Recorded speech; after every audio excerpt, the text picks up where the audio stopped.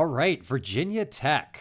Virginia Tech is in an interesting position this year. Not enough wins. 6.5 is a projection. Brandon, tell me what you see with Virginia Tech. I mean, it's unfortunate because they did have a squad last year. Like the names, like Jalen Lane was a guy, Bashal Tootin, I completely butchered that name. But yeah, him, Dorian Strong, they had lost some guys in the draft, some guys that I think, can make an impact on some NFL teams.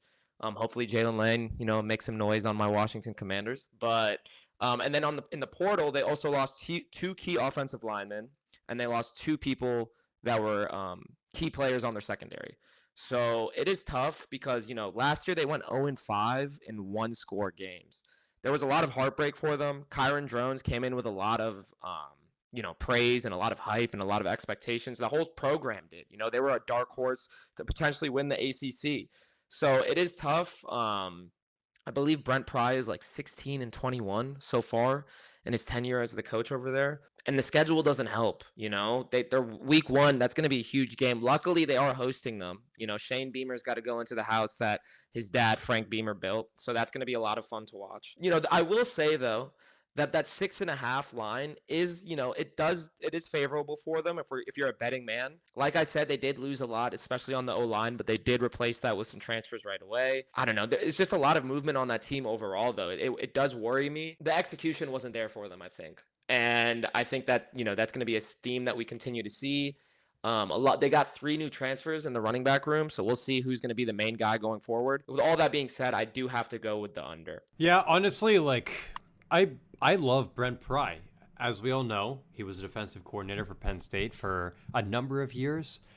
Could argue that he probably was there a little longer than most coordinators as far as turnaround because he wasn't necessarily the most exceptional.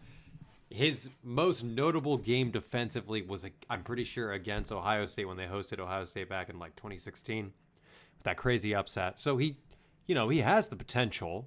I think he's a very defensive-minded coach. What I don't see is the output on defense that they should be having.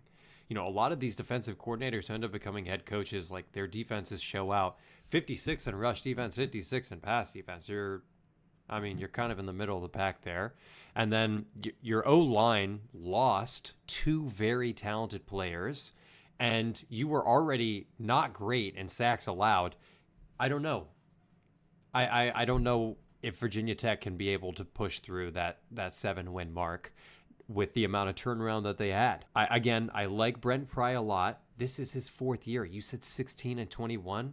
He's 0-2 against top 25 teams. They don't even have the fact that you've only had 2 matchups against top 25 teams in 4 years is ridiculous, and you're still not showing out. Your record is still not great. They also need to tighten up their third down conversions. They were 95th in the country last year. These are things that are related to execution. Again, Brent Pry, I really think you were a very great defensive-minded coach. I need to see that. I need to see it on paper, and I also need to see it as far as execution goes.